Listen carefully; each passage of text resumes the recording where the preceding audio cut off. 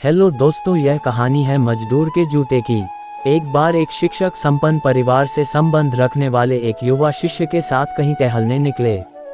उन्होंने देखा कि रास्ते में पुराने हो चुके एक जोड़ी जूते उतरे पड़े हैं, जो संभवतः पास के खेत में काम कर रहे गरीब मजदूर के थे, जो अब अपना काम खत्म कर घर वापस जाने की तैयारी कर रहा था।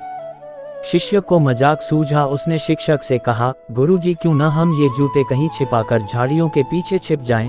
जब वो मजदूर इन्हें यहाँ नहीं पाकर घबराएगा तो बड़ा मजा आएगा। शिक्षक गंभीरता से बोले, किसी गरीब के साथ इस तरह का भद्दा मजाक करना ठीक नहीं है। क्यों ना हम इन जूतों में कुछ सिक्के डाल दें और छिप कर देखें कि इसका मजदूर पर क्या प्रभाव पड़ता है। शिष्य ने ऐसा ही किया और दोनों पास की झाड़ियों में छुप गए। मजदूर जल्द ही अपना काम खत्म कर जूतों की जगह पर आ गया। उसने जैसे ही एक पैर जूते में डाले, उसे किसी कठोर चीज का आभास हुआ।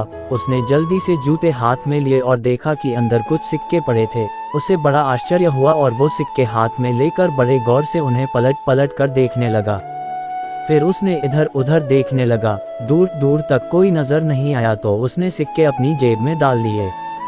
अब उसने दूसरा जूता उठाया, उसमें भी सिक्के पड़े थे। मजदूर भाव विभोर हो गया, उसकी आंखों में आंसू आ गए। उसने हाथ जोड़ ऊपर देखते हुए कहा, हे भगवान, समय पर प्राप्त इस सहायता के लिए उस अनजान सहायक का लाख लाख धन्यवाद। उसकी सहायता और दयालुता के कारण आज मेरी बीमार पत्नी को दवा और भूखे बच्चों को रोटी मिल सकेगी।